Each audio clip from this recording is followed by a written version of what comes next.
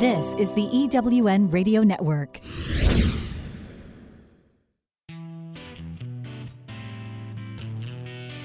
Welcome to Thriving Entrepreneur with your host, Steve Kidd, third-generation minister and business coach.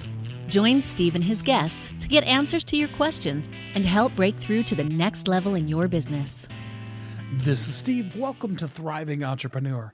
Thank you today for being here with us. We want to pour into you like we do every week, and this week is no exception.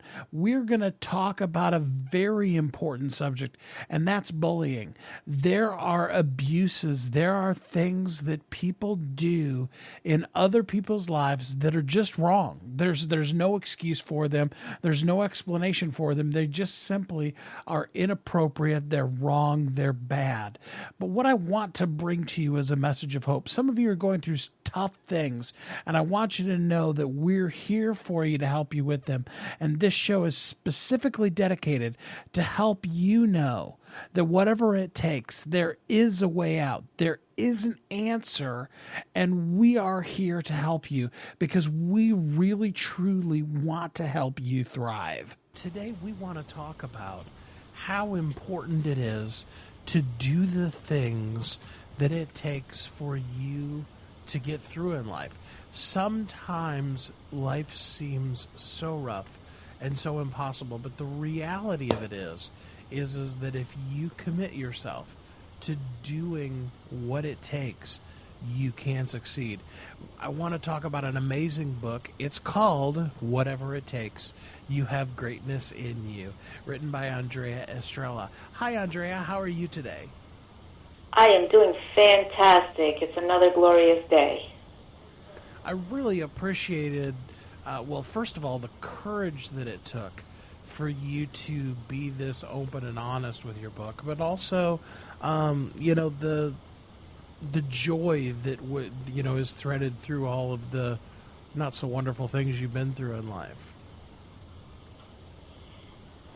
I am really excited, for many reasons. It's been a roller coaster along my journey, but through perseverance and really having that whatever it takes attitude, I was able to overcome my fears, shame, and a lot of other negative feelings about writing the book in the first place. After writing it, then, to actually having it published and then becoming a #1 bestseller. So this is very awe-inspiring. I'm sometimes left speechless, but I'm so grateful to have had the support from so many to be able to accomplish this great task, this goal that I set out for myself. So I'm just ready for the journey to begin for me to really, truly impact humanity on a global scale. You talk about, right at the very beginning of your story, growing up in war-torn Colombia, and it just really brings the reader in. Can you tell people about those early days of your childhood and what you went through?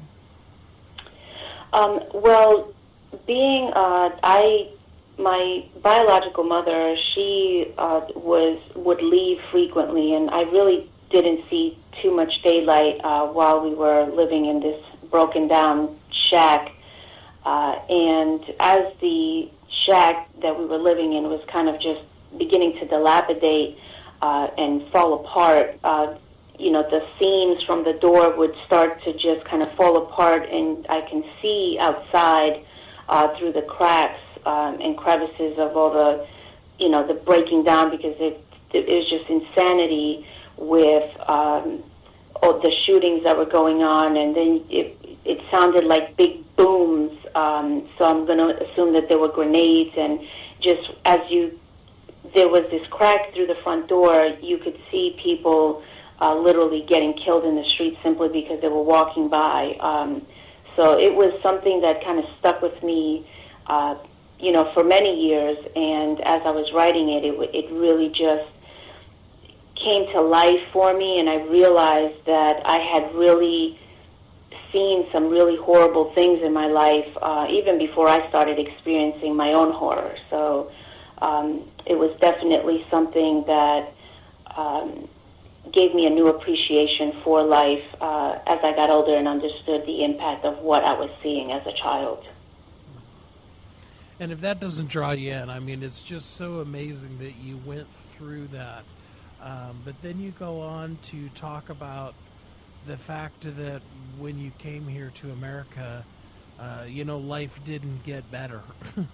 And I really appreciate that you shared your story, because I'm always telling people the only way to break the power of the really incredibly awful things that have happened in our life is by sharing. And it's so counterintuitive, because nobody wants to talk about or think about that icky stuff, but that's where the hold of that really breaks through for us.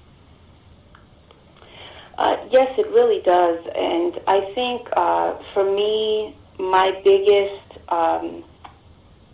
the message that I want to send out to everyone, I had a conversation with someone that's very close to me, and she was telling me that she read my story and she was in tears, just learning about what I had gone through. She knew tidbits and pieces. And so I responded to her, and I wanted to share this because I think it's really important that people know that my desire is that for every tear that is shed from reading my story, many more smiles are had, knowing that I conquered my demons and that I'm here to help as many as I can to stand in their greatness. As I was writing, I began to think about my journey. I realized that even when I felt like I had no one, God put certain people in my life at the perfect time to remind me that He had always been with me, because He brought everyone when I needed them most. So I ask everyone who reads my story, please don't cry for my past. Laugh, smile, and celebrate my victory with me. If you cry, shed tears of joy, knowing that I am still here to spread the message of forgiveness, love, compassion, and courageous strength. And I just want to express my deepest gratitude and love for anyone and everyone who reads my story, again, because I didn't write it so that people would feel sorry for me. I wrote it to empower and make people realize that I'm still standing, and that is a great, courageous, bold statement that I'm making. And so I don't want anyone to feel pain. I want them to understand what I've been through and to simply smile and realize that it doesn't matter what you go through in life, that if you choose life and you choose to do whatever it takes, you will find and step into that greatness that we all have inside of us. It's a great message for people. We all go through things, but if we can learn that whatever it takes, you can find the greatness in you. The book is called Whatever It Takes, and I want everybody to be encouraged by the subtitle, You Have Greatness in You. It's by Andrea, Estrella. It's available right now on Amazon, and it's a bestseller. Andrea is a best-selling author who really dug deep to share with you the story that she's victoriously overcome to be the shining example of what can happen in a life. I really, really appreciate your story, Andrea. I'm so glad that you shared it with the world. Thank you so much, Steve. I want to thank you and your team for making this possible. And I also want to say that the person that really, truly kind of gave me that extra push was Lisa Nichols. She truly changed my life, and that is why I just kept following my intuition and just said, I'm scared as hell, but I'm going to do it anyways, and I'm going to do it no matter what. So she has truly been a great inspiration for me, a great motivation for me, as well as everyone that has supported me along my journey. So I am grateful again to everyone that supported me along the way and continues to support me as I make a bold statement and just encourage people that I'm here to stand with them and to help them to overcome the things that they've gone through in their past. So do you have a website or anything that you've created to, if people want to get in contact with you? Right now, I created a Facebook group called Whatever It Takes, which you can find on Facebook, and it's at WIT949899. I also have a blog that I just recently started on Medium, and you can find me either under my name or at Star Motivator, which is actually just my last name in English. So for anybody that didn't know, Estrella means star in English. So I really want to help people shine bright because I am officially shining brightly and just really standing in my power. So that's where you guys can find me. And I welcome anyone on this journey. You know, I can be reached through Facebook. You can message me directly if you have questions, and I'm here to answer any questions. And I'm already working on my second book, by the way, so that's going to be more detailed and just really showing people how to take steps to begin the process of healing, forgiveness, and moving forward. I encourage everybody, get Whatever It Takes, You Have Greatness in You by Andrea Estrella. Sorry, I've been saying your name wrong. You are good. It's that Spanish accent, so. Thanks so much for being on the show today, Andrea. Thank you, Steve. I appreciate it. Andrea's book is a great way to help you get through some of the more difficult situations in our life. We're going to take a quick commercial break, and then we'll be right back here on Thriving Entrepreneur. Never has there been a better time for women to hack success. The shift is on and the breakthroughs are real. We're taking success to a whole nother level. Join us at the Women's Success Summit, a gathering of dynamic, smart women helping women. We want to learn about you and what you have to offer. Bring your A game and be prepared to transact some business. Oh, and by all means, dress to impress. Register at eWomenNetwork.com. You've heard Kathy and I talk about it. You've seen the workshops. You have watched as others of your friends have become a best-selling author. And now it's your turn. Let me ask you this. What would being a best-selling author do for your business? Over 80% of people surveyed said that they want to write a book, which means that if you're listening, you probably are one of those people. Now is your time because you have a message that needs to be shared. That message is not for you. It's not for your ego. It is because it serves other people. Kathy and I are here to help you share your unique brilliance with the world. All you need to do is go to WeHelpYouThrive.com, check us out, and find out how you can be a best-selling author today. Welcome back to Thriving Entrepreneur. Welcome back. This is Steve. Thanks for joining us. Next, we're going to dive deeper into the whole concept of bullying and some of the things that you can do to be able to deal with it when you're being bullied. To help us with that, I'm joined today by Kathryn Robbins, who is going to talk about her book, BULLIED. So, Kathryn, you have an amazing story, and we need about 10 hours of radio show in order to cover all of it. But give people kind of an overview of your life to this point. Okay, well, let's see. I was born on Midway Island out in the middle of the Pacific Ocean. My dad was in the Navy, and young, his wife, my mother, decided to go with him into the middle of the Pacific while she was pregnant with me. And so I was born out on an island. I'm still an island hot weather girl. And things began to unravel between them very, very early on. They were both teenagers when they married. And so the short version of what happened there is that they ended up divorcing. I have a brother 15 months younger than I am.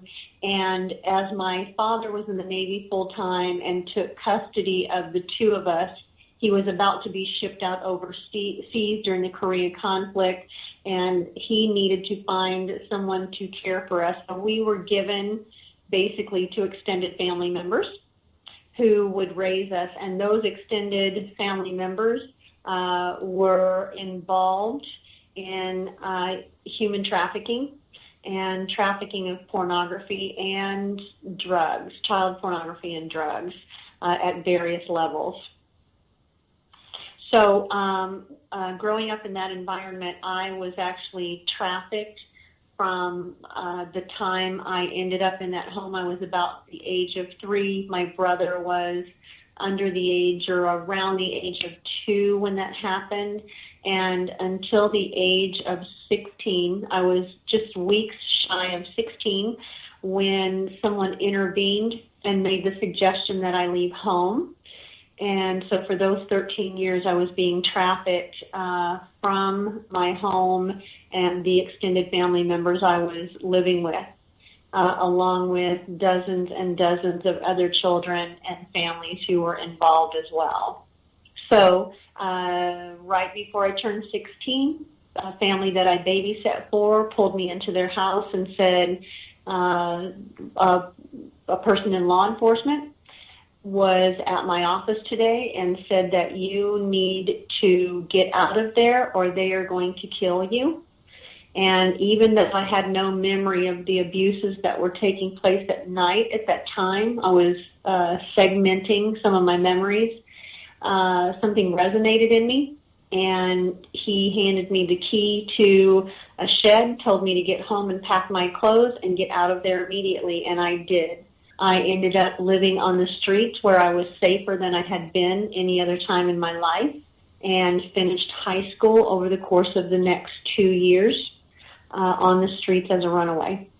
Then I went on to go to college for a couple of years, and as I got to a place where I was physically and emotionally somewhat safe in that current situation, a lot of the backlash from my childhood began to surface, and I would have to deal with depression and suicidal thoughts. So I did not remain in college. I sort of wandered my way through the next 5 years of my life. At the age of 30, my memories began to surface, the darker memories of the trafficking. I had many memories of being abused, but those darker sexual trafficking memories began to surface, and I went into counseling. I spent 6 solid years, 50 to 52 weeks a year in counseling, and got great healing and clarity from that. And then my relationship with the Lord was re-strengthened later after that, and when that happened and I rededicated my life back to the Lord, I went through additional years of healing, inner healing ministry, deliverance, that kind of thing, and got layers and layers of more healing. And on the heels of that, went through several years of being mentored by a woman who taught me about grief recovery, setting appropriate boundaries. I removed toxic relationships from my life and began to see people through a different lens and vet people and relationships differently, and have gotten to the place last year where God finally put me in a situation where I got to speak to a news crew in Atlanta about my child trafficking. And I thought that was going to be a local interview, and that ended up being streamed out across the nation, so much so that I had a movie producer in LA contact me to let me know she had seen the interview in Los Angeles. So that was a moment of destiny for me, something I felt like the Lord had told me would happen for decades. Seemed like it happened almost overnight. I had spent the 5 years prior writing a book about my childhood. That's a very long novel about my childhood, and it's yet to be published. Also, this 5 years when I was writing this novel, I lived in a neighborhood environment with my daughter, single at the time, and my daughter and I lived in a neighborhood where some bullying began. And that put us to where we are today, writing a book about being bullied and what that means and what the ultimate goal of a bully is.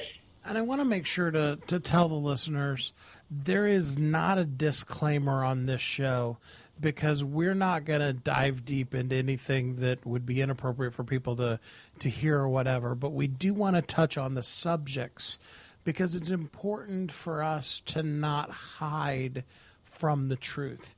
The biggest thing about bullying is bullies are only strong in the darkness. And when they get exposed to the light and they have to stand up for themselves in the full view of everybody seeing them being mean, they shrink away, because bullies, they just aren't really that confident. They're not really strong within themselves.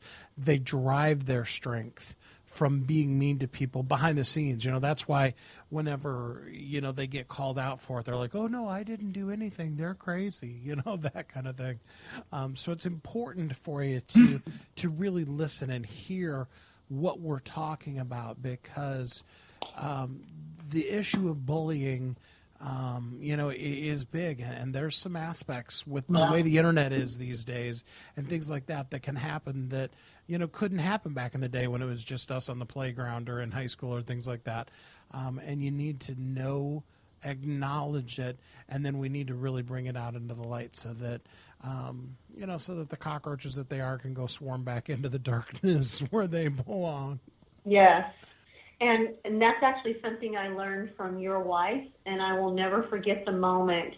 I remember where I was, I remember the phone call, and I remember her saying to me, it's time for you to go public. You've tried to handle this behind the scenes through appropriate channels long enough, but what you've really done is actually caused this to get worse because you've hidden it from public view while she's made it very public. And so there was an onset of online bullying, another level of bullying that happened with this group of people once my story went public. It incited such a riot among these people that they commenced an online campaign to completely annihilate my reputation and to harass and scare me to death, which also got worse once I went public. However, I will maintain until the end of my days that going public was the right thing, doing that in wisdom is the right thing, and the results since then bear that out. If you feel scared, if you are convinced that nobody's got your back, first of all, you're not alone. And second of all, there are many of us across the country that are here for you. And the joy of the internet is that, we're a Facebook post away, and we would love to help you be strong until you can be strong for yourself. We're going to cover more of this right after this commercial break here on Thriving Entrepreneur. This is the EWN Radio Network. Never has there been a better time for women to hack success. The shift is on and the breakthroughs are real. We're taking success to a whole nother level. Join us at the Women's Success Summit, a gathering of dynamic, smart women helping women. We want to learn about you and what you have to offer. Bring your A game and be prepared to transact some business. Oh, and by all means, dress to impress. Register at eWomenNetwork.com. You've heard Kathy and I talk about it. You've seen the workshops. You have watched as others of your friends have become a best-selling author. And now it's your turn. Let me ask you this. What would being a best-selling author do for your business? Over 80% of people surveyed said that they want to write a book, which means that if you're listening, you probably are one of those people. Now is your time, because you have a message that needs to be shared. That message is not for you. It's not for your ego. It is because it serves other people. Kathy and I are here to help you share your unique brilliance with the world. All you need to do is go to WeHelpYouThrive.com, check us out, and find out how you can be a best-selling author today. Welcome back to Thriving Entrepreneur. This is Steve. I'm here with Kathryn Robbins, and we're talking about her book, Bullied. So, Kathryn, let's talk about your book. The book is called Bullied, we've touched a little bit on bullying, but let's really talk about some of the kind of awful, horrible tricks that bullies play on us to steal our, stuff from us. Okay. Well, the first thing I'd like to say is that when a bully enters your life, or when you recognize that a bully has entered your life, what you don't realize is they've been watching you long before you believe they entered. So bullying starts behind the scenes by one or more people watching your life. They decide that they want something you have, or they don't think you deserve whatever it is you have, whether it's relationships, a certain reputation, a modicum of success. It's rooted in jealousy. They want something that you have, and they are watching you to find out where the cracks in your armor are, where your weaknesses are, where you may be more compassionate than someone else, because those will become areas of your life where they can begin to subtly destroy you. So it happens long before you think it happened. What do you think? I mean, I know that you had some issues that maybe made you a little bit more susceptible, because I know that there are certain people that are just experts at, finding people that have been through stuff like what you've been through and exploiting them again is the only way I know how to say it. But what do you think started it? Do you have any feel for, for how it all began for you with this particular incident? Well, so much of it has become a revelation since going public and the online bullying accelerated, and then writing the book. I had an opportunity to go back and begin to ask the question, where did it start? Where did it start? Where did it start? And so I thought it began in October of 2011, but what I did not realize until in the last few months is that it began probably 2 years prior to that. And I personally believe in this case that the primary bully saw my life and wanted it. I was married at the time. We lived in a beautiful home. I had a beautiful relationship with my daughter, and I still do, our only daughter. So we had a seemingly perfect life, at least in her eyes. And I had great relationships with other neighbors. Our home was that home that all of the kids wanted to hang out at after school. We took care of many of the neighborhood kids. So many of them had both parents working outside of the home, and we had made the decision for me to stay home and be an at-home mom, and then I would end up being a homeschool mom. So we had the luxury of more time at home after school to be available to those kids. So we were a hub for children in the neighborhood, and this particular bully, malevolent personality, I believe, saw that and wanted it. That's what bullies do. They decide they want something. And I think one of the reasons they choose their potential victims is they're looking for someone who has an empathetic heart, someone who is wired with compassion. This particular person knew I had a deep relationship with the Lord and that the concepts in the Bible were important to me. So loving neighbors, being kind, coming alongside people when they're in trouble were not just things I said, they were actually things I did. And in this particular case, she had a very dysfunctional life. And so I knew on one hand to guard the amount of information I shared with her and not get too close. And I was balancing that with wanting to be available if she genuinely had a heart for change or mentoring. I've been a mentor all my life, so it's not unusual for me to feel someone out to find out if that's a potential, if they're looking for someone to mentor them either spiritually. She struck me as a woman who was highly dysfunctional and possibly from a dysfunctional environment growing up.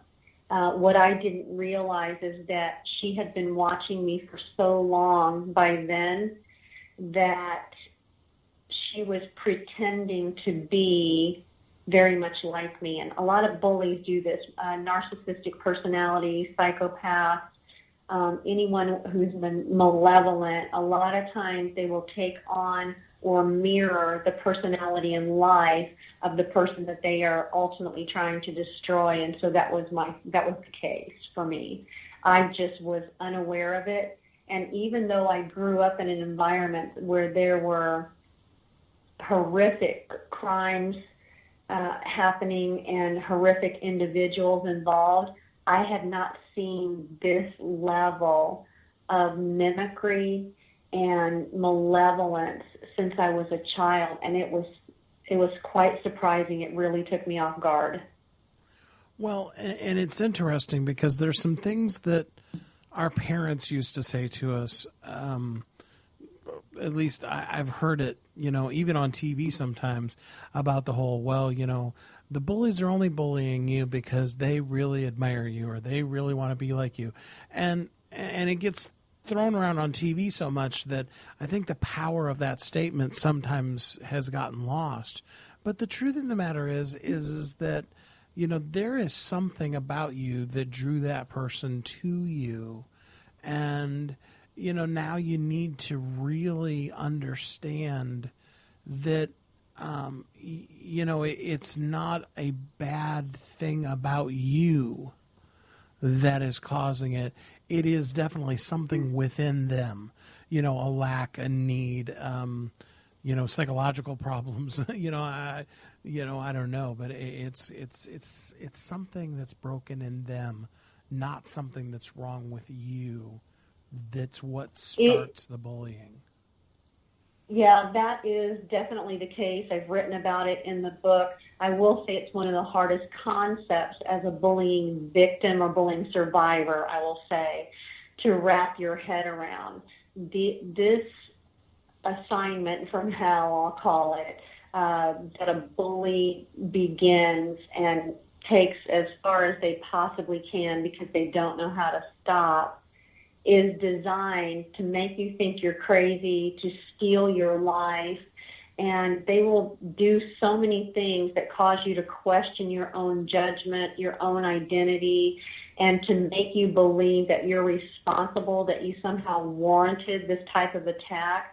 That is one of the most difficult things to get free from when you're in this cycle or you're coming out of it. And I personally believe it is the aid of close friends and loved ones and what they speak into your life and how closely they remain while you're going through this that makes the difference. That is so impactful because, and it really doesn't matter what the thing is, but especially in bullying, we have a tendency to want to pull away. To hide, to not reach out to our friends as much, to, for sure not tell anybody. Even more so as adults. I mean, I don't know if it's any different for teens, but, there's that whole internal world in there that we don't feel like we can share. And the real number one key in breaking that power is share. And then once you think you've said it too much, then start sharing. Yes, and it's the antithesis of the environment that the bully creates in your life. So what they're doing, when they start dismantling your friendships, they begin these smear campaigns It's all designed to isolate you from anything loving and familiar so that you go into this dark and hidden place where they can remain unknown or undetected. So it's very, very difficult. And I know as an adult being bullied, I had many friends, and some of them are dear friends today, who said to me, I want to stay on the sidelines, I can't get involved. And they all said, oh, I hope you understand, and I'm trying to protect my family. Or they give me rotten, untruthful excuses, like, I just think it's best I can help you by staying hidden and, help you get this dealt with legally and that sort of thing. All that to say is they were afraid and they were backing away. And I had to, at that time, discern whether or not I wanted to keep that relationship in my life and honor the fact that they were afraid and that's where they were, or if I felt their behavior was destructive in some way and I needed to put distance between me and them. Fortunately, I only had to do it in a handful of situations, and most of those relationships are intact, even though I disagreed with their position. I loved them enough to allow them the freedom to make their own decisions. And then I had a lot of other people who were willing to just step up to the plate and do anything and make themselves known publicly, because they understood that by going public and being out in the public with me, who was also in the public, was the thing that would ultimately, hopefully, put a stop to the bullying, or at least to the intensity of it. Kathryn, I know you've been through this, so with your permission, I'd like to, kind of go the other direction here for a minute, because I know you've dealt with, with some, I don't know what to call them, negative Nellies. Can we use that phrase? People that just haven't believed you, people that have been like, oh, here she goes again. I think the question may be, what do you say to someone who doesn't believe it causes the damage or the harm that it does?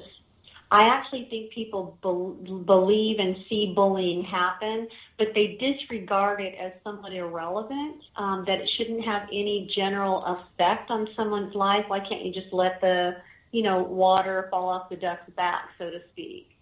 And the thing I would say to them is, until you're the one standing in those shoes, you have no idea what it feels like. I am a healthy survivor of childhood abuse, been through years of counseling, spent years being suicidal way back when, got completely healed from that.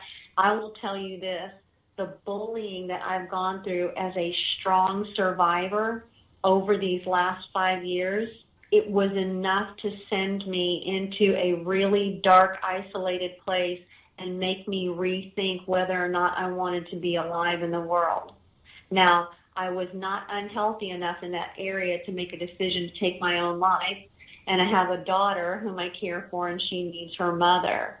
I will tell you, if I had been as unhealthy as I was emotionally prior to the counseling, it may very well have sent me into wanting to commit suicide. It's been devastating. I heard this said recently, humility asks questions. So if you're a person watching a situation, or you're hearing someone in your life say, I'm being bullied and it's very, very harmful, ask questions. What makes this hard? How do you feel when this happens? What are you struggling with? How can I help you? And keep your mind open. 4,400 children under the age of 18 committed suicide last year. 160,000 children in the United States every day of the school year skip school. They call in sick because they are being bullied. This is an issue, and it does hurt. It's very harmful. I'm always talking to the audience about the fact that we're all here for a purpose, that we have a reason, that we're not an accident, that we're here on purpose. But the thing that we also need to accept is there are elements. Some of them show up as people, some of them show up as circumstances that we have to deal with, we have to overcome in order to be the best us that we can be. And some of those things aren't just by accident. They aren't just, a crash happened. Somebody went out of control in their car in front of you and there's nothing you could do about it. Some of those are very intentional, very on purpose. And we need to realize that those things aren't going to come against us to keep us from the greatness that we were born to be. Exactly. And I think another thing that we need to keep in mind in these circumstances and with these people, especially here in the United States or the Western culture, is we actually have created a cultural environment that exacerbates these issues with bullying and meanness and discourtesy. We have online presence, we have reality TV where real housewives are decking each other and pulling each other's hair in public venues. We are glorifying meanness. And by doing so, we're actually going to see a rise. We are already seeing a rise in this malevolent behavior. And in some ways, we're putting our stamp of approval on it. We're clapping our hands as audience members to it. And we have to stop doing that. So one, we have to understand we're causing a rise in this behavior. That means each of us has the potential to be negatively affected by it.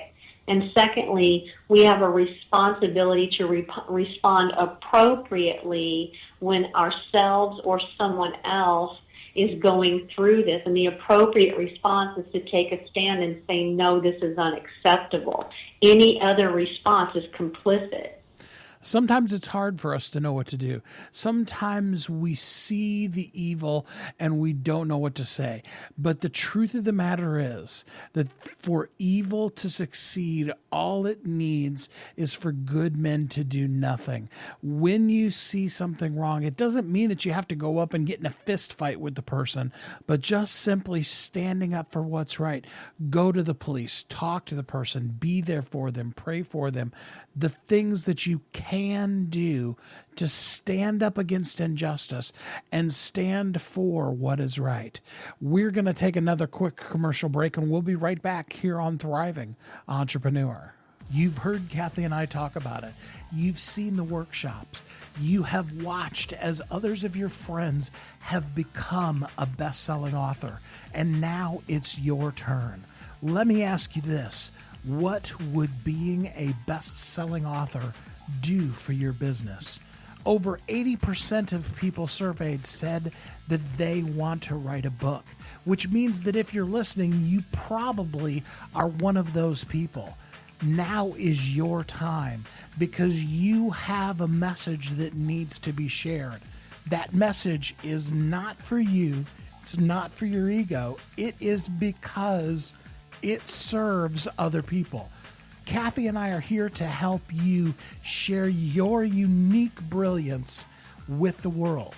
All you need to do is go to WeHelpYouThrive.com, check us out, and find out how you can be a best-selling author today.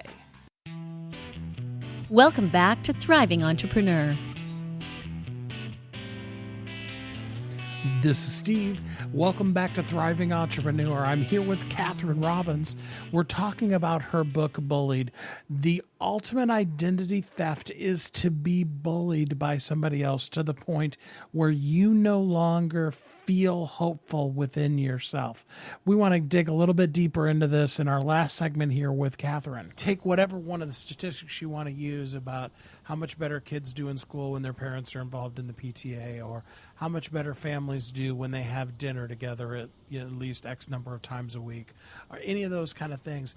It's that simple communication, because when you actually are interested and involved in the lives of the people that you care about, then you're going to see those things. You know them well enough to know, hey, something's off, there's something not right there, and then find out, as opposed to, it's easy to be happy on the internet. You could send a happy post while you're crying and nobody's going to know, oh, that was so funny while you're crying, Even out in public, I've threatened for a long time to write a very small book called Excuse Me, Please.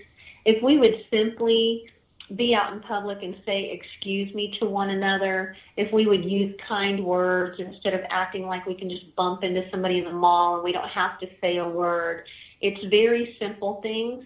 It's so simple to just say, you look beautiful, you're so talented, or ask them what's going on in their life and let them share something about them and affirm them. I think if many of us would start doing that, even outside our own circles or our own families, we would start to see a change in our culture.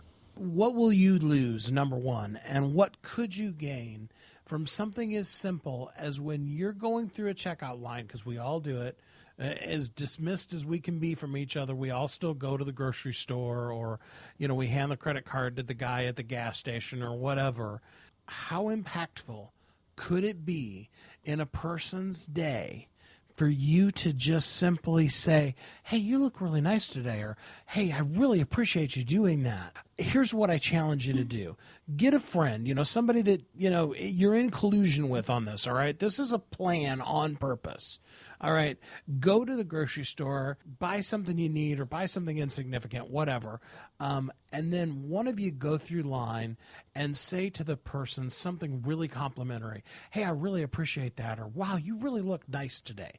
Something, out of the normal for the, swipe my card, don't look at you, type the number in thing that is, the average grocery store transaction these days. Do that. And then the other person, you're a spy, all right? You're a plant on purpose. The cashier doesn't know that you're there. So first what you need to do is you need to take a couple of minutes and see what that person's day has been like before you go through line. Pick somebody that looks like they're having a bad day, okay? Maybe that means you'll have to stand in line a couple extra minutes because they probably are going to be the slowest cashier because they're having a bad day. Or maybe they're brand new and they're slow because they're overwhelmed. I mean, I don't know. Doesn't matter, all right? Pick somebody that looks like they're having a bad day. Person number one gives them a really genuine, sincere, nice compliment. Not something that's like, yeah, you have a good day too, but I mean really a sincere compliment. And the second person, you get to be the spy. You get to go through the line after them and see how they behave to you versus how they behaved to the person that was in line before your friend, or the people that you observed them waiting on before you gave them that compliment. That's my challenge for you. I want to see how many people are going to do that. In fact, hashtag kind moment. Hashtag thriving entrepreneur, hashtag kind moment, so that we can find it, because there's a lot of people that hashtag thriving entrepreneur, but with those two together, kind moment. And I want you to tell me your experiences. I think it's going to be a lot of fun to see some people, maybe you can make somebody's whole week in that couple of minutes. It's amazing to me how many people light up because I look them in the eye. There's so many people who generally just want to kind of look down when you speak to them, and I always look them straight in the eye and wait for them to catch my eyes. So let's look them in the eye when we're saying something kind and just not only see how much it changes their day, but then tell us how it changed your day. It's both awkward and transformative all at the same time to really be able to do it, and you'll both squirm and it'll be weird for you when you first do it, but that ability to then be able to connect heart to heart, soul to soul, person to person, doesn't matter what commonalities you have, in that moment of eye connection, you will see that in the end we are all the same, and that we all want to be loved and to give love. Yes, and the solution to people being bitter and angry is not to make them pay for it. It's to sow one act, one kind moment into their life and release that to the universe or the Lord, whoever it is that you find your strength in, to let those seeds grow in that person. I got on the shuttle the other day to get back to from a hotel to the airport to head home. And I reached in my wallet because I always try to tip the people because I appreciate them. And I know that it's a rough job. And the guy was having a really rough day. It was one of those nightmare scheduling things with the particular shuttle company. And when I reached in my wallet, I intended to be grabbing like $4 or $5 or $6 in ones. And as I handed it to him, I realized that one of the ones that I had grabbed was actually a 10. And at first I was like, oh no, I just gave him like $14 or $15, And then as I walked away, I was like, maybe that's just the one thing. Maybe if the whole rest of his day is as awful as his morning is, because you got to remember, this is like 3:00 in the morning, it's not fun time of the day. It wasn't like 2 in the afternoon and everybody was well rested. Everybody was tired. Okay. But maybe, just maybe that one thing can be something nice for him. Maybe it's a sandwich that he wasn't going to get to have lunch that day, or a bill that he wasn't sure how he was going to be able to come up with the last $10. I don't know, but something as insignificant as a $10 bill. I hope it blessed him and made his whole day. And the thing about it is, and the important part about it is that it also really did something inside of me. It helped me know what was really important. Let's do some kind moments. I love it. And remember, we want to hear about them. So hashtag Thriving Entrepreneur and then hashtag Kind Moment. And here's the great part about it, okay? Because there are times that you're going to do something nice and the person is going to be just as grumpy after you said something really nice to them as they were beforehand. It happens. And your kind words may not resonate externally as much as you'd like to see, but what did it do inside of you? When you say something mean back to somebody that's mean, doesn't do anything to them. They were already mean. But when you say something nice, when you practice being a good person, you become a good person. And at the end of the day, when you lay your head down on that pillow, it's just you. I mean, married, single, have kids, have no kids. When you go to bed at night, when you look in the mirror, the only person that's there with you is you. It's okay to like that person, and it's okay to have great sleep because you were a great person all day long. I like myself a whole lot more now, being a good person, having good character, treating people kindly. Even if I get mistreated, it's such a different way to live, and there is such strength in your core identity when you treat people with goodness. So I want to encourage everybody. The book is named Bullied, but it doesn't have to be the book where you can go in and take it as a manual to learn how to be a bully or how to be a victim. I know, and I don't want anybody to feel like I'm making light of, but this is a book you can pick up and you can know, one, there are people who have gone through or are going through the things that you're going through. Two, with that being not alone, that there is a way out. And three, that happiness is yours and you deserve it. Kathryn, thank you so much for spending the time. Awesome. It's been my pleasure. Such an honor to be involved with you and with your wife and Thriving Entrepreneur. It's been life-changing for me, and I so appreciate you having me on today. And it's been a great conversation, and I hope some people are inspired to go do some kind moments. And get the book. There's a revelation in there about what's really going on behind someone bullying, and I think if you understand that, and I think that the understanding that you'll get from this book is going to make a big difference in how you victoriously overcome it. And in the end, that's what we want for you. We want you to not just kind of get by, not just strive, not just survive. We want you to thrive. We want you to victoriously overcome any challenge that comes in your life. And when there are those times when people are coming against us, we want you to know, I said it before, but I want to make sure that you hear it again. The best way to deal with a bully is to share. Share, share, share, share, share. Bring it out into the light. The things that are done in secret, when they are shouted from the rooftops, they lose their power. They lose that magic that being done in the dark has and works so effectively. When we simply stand up and we say enough is enough, when we say no more, we can cause change in our own lives as well as in the lives of the people around us. We love sharing amazing authors like Andrea, like Kathryn with you because we want you to thrive.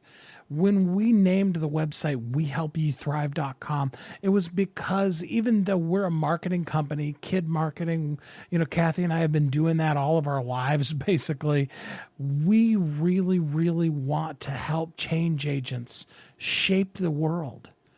And that's what bestsellersguild.com is all about, is your opportunity to share your message, because it's so easy for us to just discount ourselves. We hear amazing journeys that Andrea has been through where she was living in a war-torn country and watching people bleed out underneath the door of the ramshackled shack that she lived in. And we think, oh, well, my story doesn't equate to that. The truth of the matter is your story is just as powerful and just as impactful because it's your story. It's what you've been through. And I know, and I tell this to people all the time, that thing that you do so easily, it just comes to you with grace, with ease. You can do it every day of the week and not even think about it. I guarantee you, there is somebody right now that's crying, that's suffering, that's searching Google, looking for the answer to do that thing.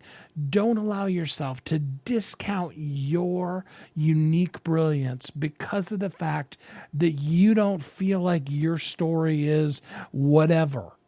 Just don't buy into that mess. The truth of the matter is that you are important in this world, and your message is a message that needs to be shared. Bestsellersguild.com is a free group that Kathy and I put together to help everybody share their message with the world. And we love making people bestsellers because we love the authority and the credibility that it brings to powerful messages like this. We love it when friends like Matt Gill, go and blow up categories like self-esteem and teen issues and are number one internationally. But we love it also when people you've never heard of and you never will hear of speak up and they share their stories too. It doesn't matter how famous you feel or how big you are. Your story is important. It's impactful and it needs to be shared because you are uniquely brilliant. You were created for a purpose. The world needs you. Kathy and I are here to help you spend every day of your life as a thriving entrepreneur. If there's ever anything we can do to help, feel free to reach out to us. Join us at bestsellersguild.com. Know that we love you and we're here for you. And until next time, I hope you have a great week. Thanks for listening to Thriving Entrepreneur today. If you want to get your question answered, send an email to questions@wehelpyouthrive.com. We look forward to you joining us again next time.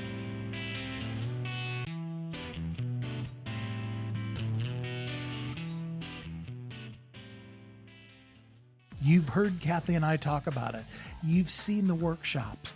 You have watched as others of your friends have become a best-selling author. And now it's your turn. Let me ask you this.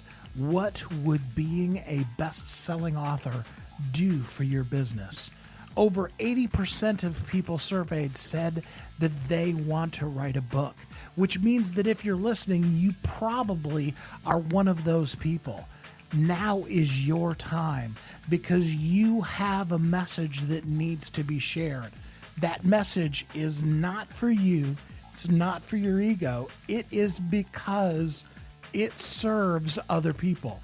Kathy and I are here to help you share your unique brilliance with the world. All you need to do is go to WeHelpYouThrive.com, check us out, and find out how you can be a best-selling author today.